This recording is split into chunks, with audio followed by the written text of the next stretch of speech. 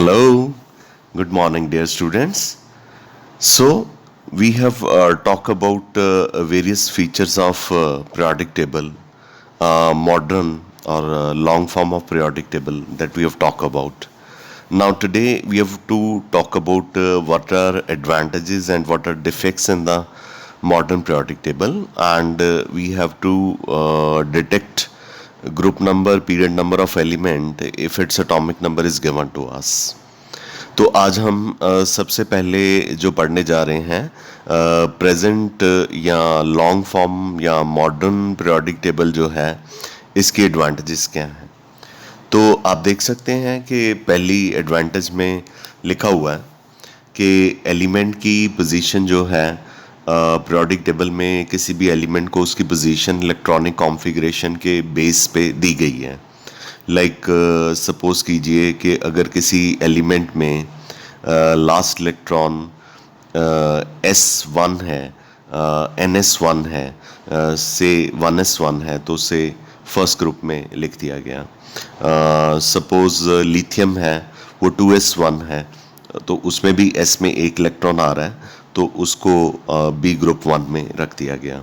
फिर आपके पास सोडियम है, सोडियम में कॉन्फ़िगरेशन में लिखते हुए 3S1 आता है तो उसके भी जो लास्ट इलेक्ट्रॉन एक इलेक्ट्रॉन है S ऑर्बिटल में तो उसको भी ग्रुप नंबर 1 में डाल दिया गया। तो ये जो मॉडर्न पीरियोडिक टेबल है ये इसमें left to right atomic number increase करते हैं तो इससे एलिमेंट्स को याद करना थोड़ा ईजियर हो जाता है। और जिन एलिमेंट्स की प्रॉपर्टीज़ सेम होती है उनकी आउटरमोस्ट इलेक्ट्रॉनिक कॉन्फ़िगरेशन को कंपेयर किया जाता है, अगर वो भी सेम है तो उनको सेम ही ग्रुप में डाल दिया जाता है।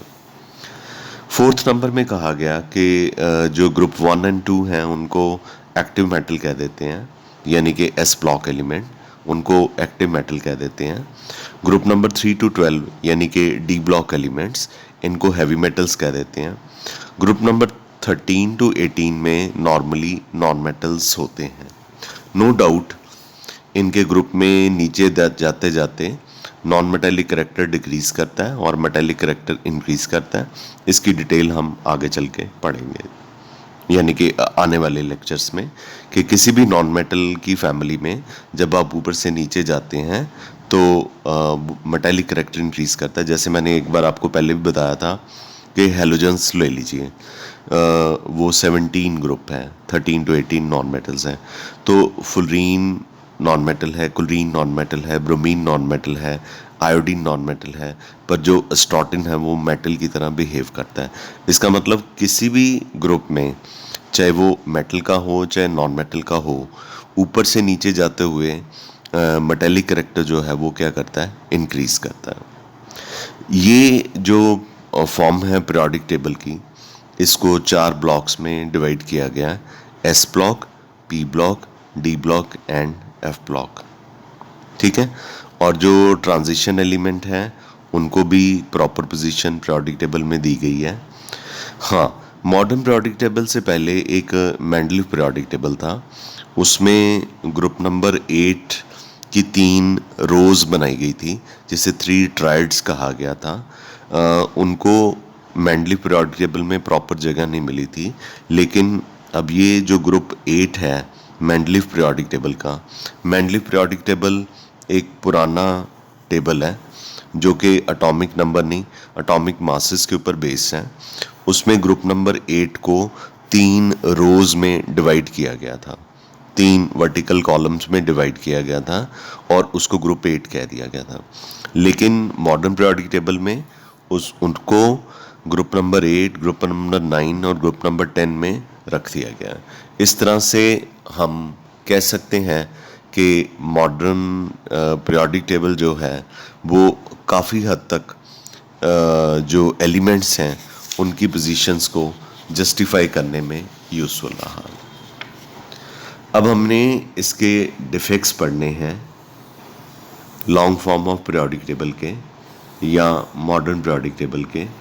पहला डिफेक्ट तो इसका यही है कि हाइड्रोजन को उसकी प्रॉपर पोजीशन नहीं मिली, क्योंकि हाइड्रोजन के बारे में शुरू में मैंने बताया था कि हाइड्रोजन की कॉन्फ़िगरेशन 1s1 है, तो इसको ग्रुप 1 में रख दिया गया। लेकिन इसकी प्रॉपर्टीज़ की बात करें तो ये अल्कली मेटल नहीं है, तो लेकिन इसको रखा अल्कली मेटल्स के साथ हुआ है क्योंकि इसकी कुछ प्रॉपर्टीज़ अल्कली मेटल से मैच करती हैं, इलेक्ट्रॉनिक कॉन्फ़िगरेशन भी अल्कली मेटल से मैच करती हैं, पर इसकी कुछ प्रॉपर्टीज़ हैलोजन से भी मैच करती हैं। अब नहीं क्लैरिटी से हम बता पाए मॉडर्न पीरियोडिक टेबल में कि हाइड्रोजन को ग्रुप 1 में रखना चाहिए कि ग्रुप 17 में रखना चाहिए।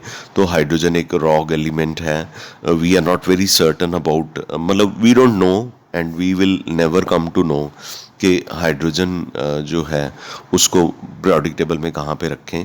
तो हाइड्रोजन की पोजीशन जो है वो पीरियोडिक टेबल में क्लियर नहीं है, जो प्रेजेंट फॉर्म में है पीरियोडिक टेबल की। इसके अलावा आपको लेंथेनाइड और एक्टिनाइड्स का याद होगा, इफ़ यू रिमेंबर।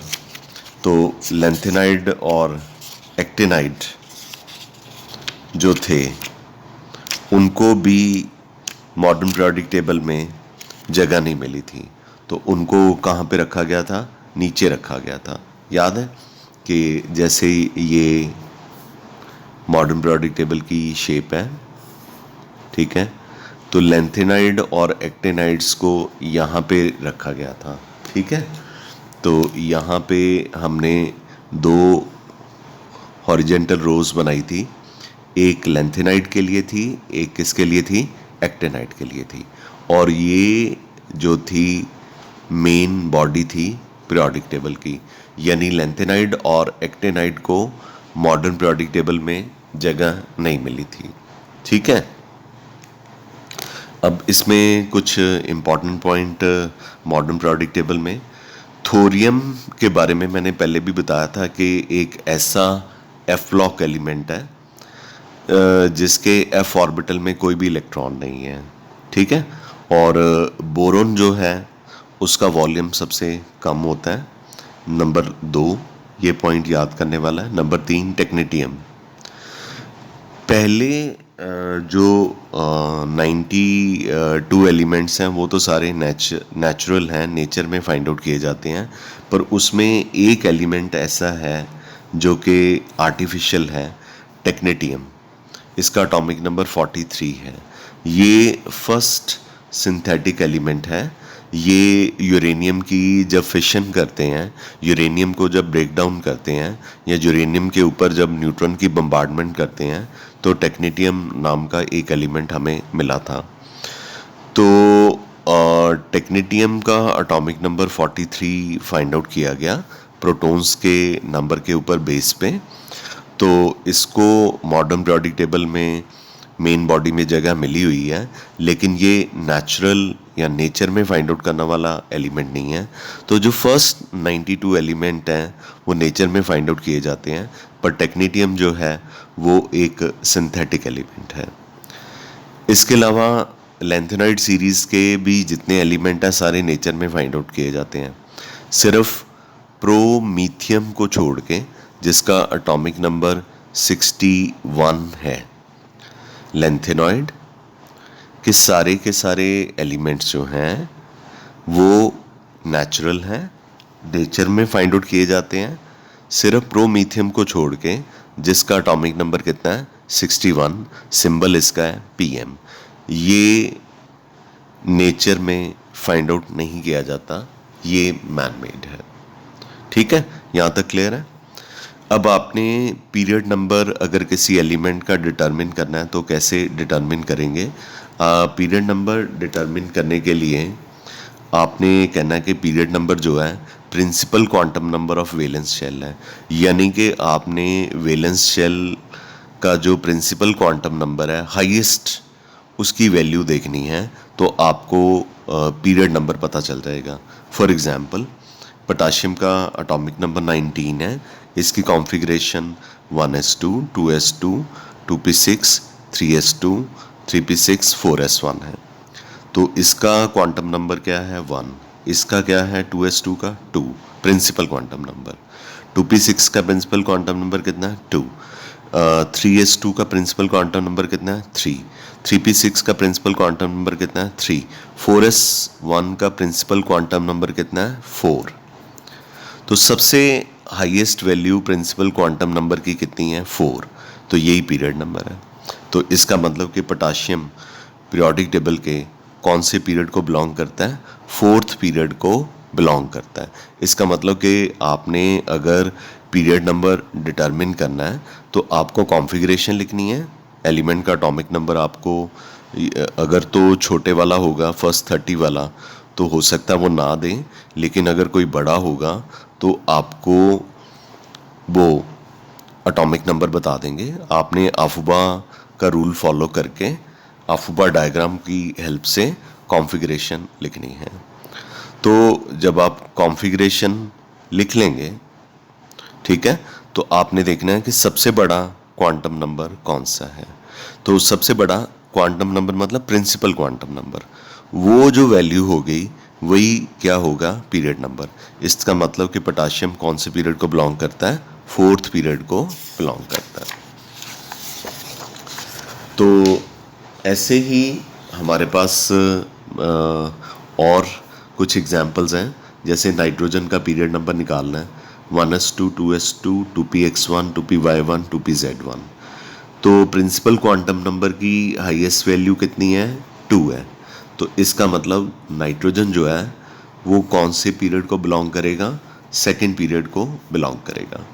अब आगे हमें कहा गया है कि कैल्शियम का पीरियड नंबर निकालिए। कैल्शियम की कॉन्फ़िगरेशन 18 आर्गन 4s2 है, तो इसका हाईएस्ट प्रिंसिपल क्वांटम नंबर कितना है 4th। इसका मतलब कैल्शियम कौन से पीरियड को बिलोंग करेगा, 4th को बिलोंग करेगा।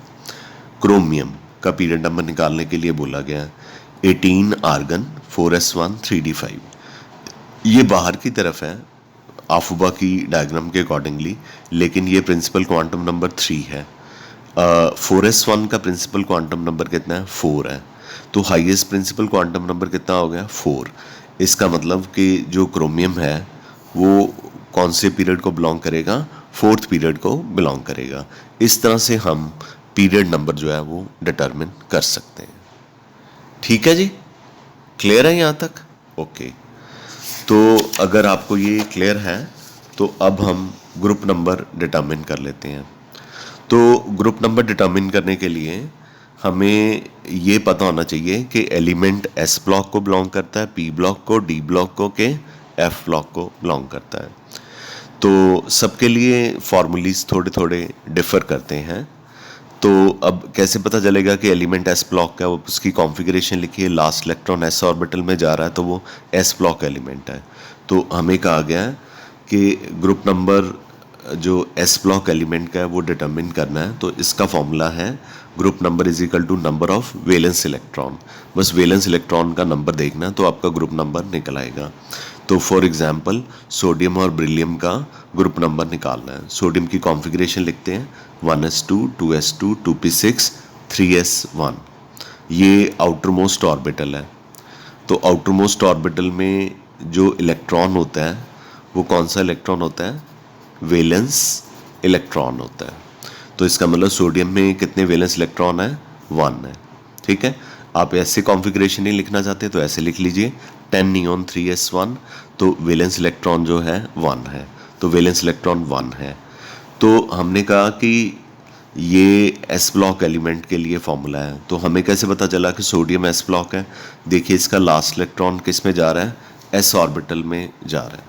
चूँकि इसका लास्ट इलेक्ट्रॉन एस ऑर्बिटल में जा रहा है, चूँकि इसका लास्ट इलेक्ट्रॉन एस ऑर्बिटल में जा रहा है तो ये एस ब्लॉक एलिमेंट है। तो इसका ग्रुप नंबर जो है वैलेंस इलेक्ट्रॉन के इक्वल है। तो सोडियम में एक वैलेंस इलेक्ट्रॉन है, तो इसलिए सोडियम कौन से ग्रुप को बिलोंग करता है, फर्स्ट ग्रुप को बिलोंग करता है। आगे हमें कहा गया है ब्रिलियम का ग्रुप नंबर निकालिए। ब्रिलियम जो है 1s2, 2s2 है, तो इसके वैलेंस इलेक्ट्रॉन कितने हैं, 2। अगर वैलेंस इलेक्ट्रॉन 2 है तो ब्रिलियम का ग्रुप नंबर कितना होगा, 2 होगा। यहाँ तक आपको क्लियर हो गया? यहाँ तक पहले अच्छी तरह से देख लीजिए। यहाँ तक अगर आपने अच्छी तरह से पहले गो थ्रू कर लिया है वीडियो को, तो हम आगे ग्रुप नंबर डिटर्मिन करेंगे पी ब्लॉक एलिमेंट्स का। तो पी ब्लॉक एलिमेंट का जब ग्रुप नंबर निकालना है तो ग्रुप नंबर निकालने के लिए 10 plus number of valence electron है। 10 क्यों ऐड कर दिया इसमें? 10 इसलिए ऐड कर दिया कि ये पीरियोडिक टेबल है, ठीक है।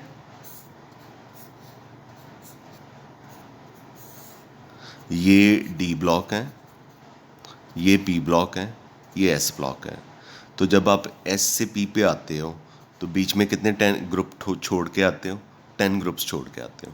वो 10 इसके वैलेंस इलेक्ट्रॉन में ऐड कर दीजिए तो पी ब्लॉक के किसी भी एलिमेंट का ग्रुप नंबर जो है वो निकल आएगा, इसलिए 10 ऐड करते हैं। मैं रिपीट कर देता हूँ।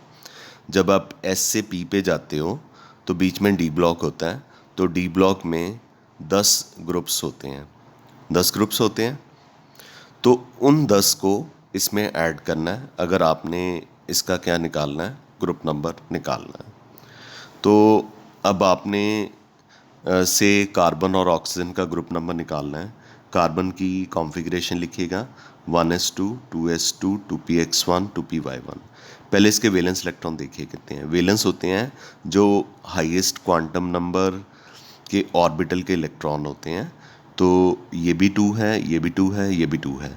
तो तीनों ऑर्बिटल्स के इलेक्ट्रॉन देख लीजिए, 2 + 1 + 1। तो वैलेंस इलेक्ट्रॉन कितने हो गए? 4। तो हमने कहा इसमें 10 भी ऐड करना है। 10 + 4 कितना हो गया? 14।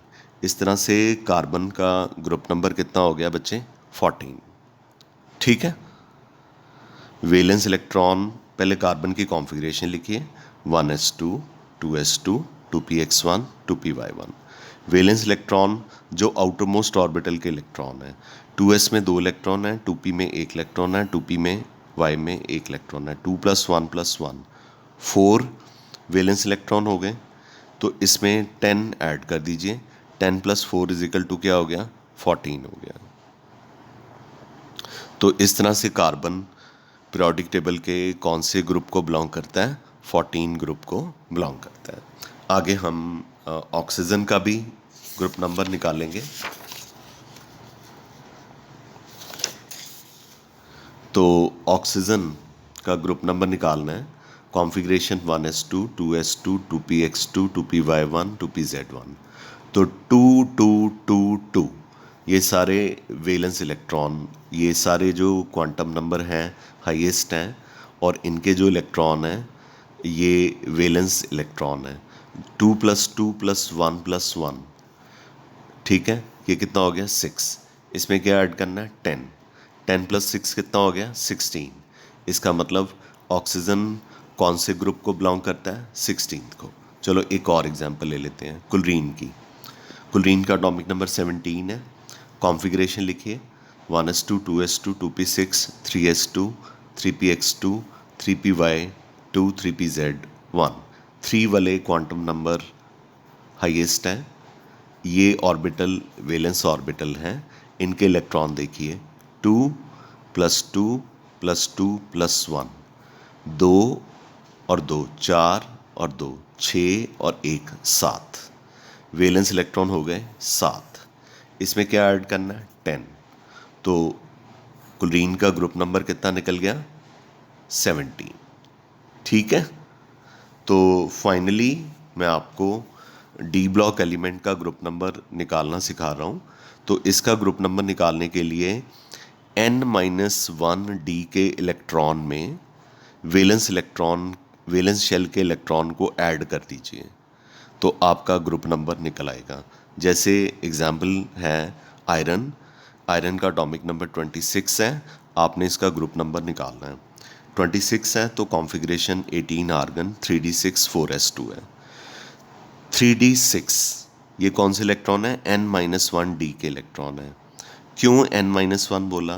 क्योंकि s की वैल्यू क्या है? 4। डी की वैल्यू प्रिंसिपल क्वांटम नंबर की कितनी है? 3। ये इससे 4s से एक नंबर कम है। तो मतलब डी जो है, अगर n को 4 माने तो ये क्या हो गया? n-1 हो गया। तो n-1 डी के इलेक्ट्रॉन कितने हैं? 6। अब वैलेंस इलेक्ट्रॉन जो आउटर मोस्ट होते हैं वो कितने हैं 2, 6 + 2 कितना हो गया 8। इसका मतलब कि आयरन पीरियोडिक टेबल में कौन से ग्रुप को बिलोंग करेगा 8th ग्रुप को बिलोंग करेगा। ठीक है जी, क्लियर है। और एग्जाम्पल कर लेते हैं, कॉपर ले लेते हैं, कॉपर का ग्रुप नंबर निकाल लेते हैं। कॉपर का एटॉमिक नंबर 29 है, configuration 18 argon 3d10 4s1। 3d10 का मतलब n-1 d के इलेक्ट्रॉन, और n-1 d के कितने इलेक्ट्रॉन हैं 10 इलेक्ट्रॉन है, और वैलेंस इलेक्ट्रॉन कितने हैं 1।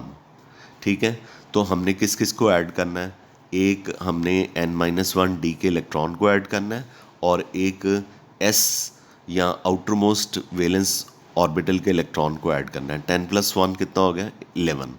तो इस तरह से कॉपर का ग्रुप नंबर कितना हो गया 11 हो गया। ठीक है, अब हमने S-P-D तीनों के ग्रुप नंबर निकाल लिए, पर F ब्लॉक एलिमेंट के ग्रुप नंबर को हमने नहीं निकाला, क्योंकि F ब्लॉक को पीरियोडिक टेबल के मेन बॉडी में जगह नहीं मिली, और इनके जितने भी एलिमेंट हैं वो पीरियोडिक टेबल आप निकाल के देखिए जो आपने बनाया था, वो ग्रुप नंबर 3 और 4 के बीच में लाए करते हैं, तो इनका ग्रुप नंबर डिटरमिन नहीं किया जाता। एस ब्लॉक एलिमेंट जो है उनके ग्रुप नंबर को डिटरमिन करने के लिए बोलेंगे, पी ब्लॉक एलिमेंट के ग्रुप नंबर को डिटरमिन करने के लिए बोलेंगे, डी ब्लॉक के बोलेंगे, लेकिन एफ ब्लॉक एलिमेंट के ग्रुप नंबर को डिटरमिन करने के लिए नहीं कहा जाएगा, because they lie in between group number 3 and 4। वो 3 और 4 के बीच में एम्बेडेड है, फंसे हुए हैं, और उनको मेन बॉडी में जगह ही नहीं मिली, तो उनको ग्रुप नंबर दिया भी नहीं जा सकता। तो अगर कोई पूछ भी ले तो आपने कहना कि we can not give any group number to F block element because they lie in between group number 3 and 4. Got it? That is all for the day. I hope you understand this nicely. You can repeat, you can go through the video 1 or 2 times and you will be able to understand it. ठीक है? Thank you very much. We call it a day. Love you all.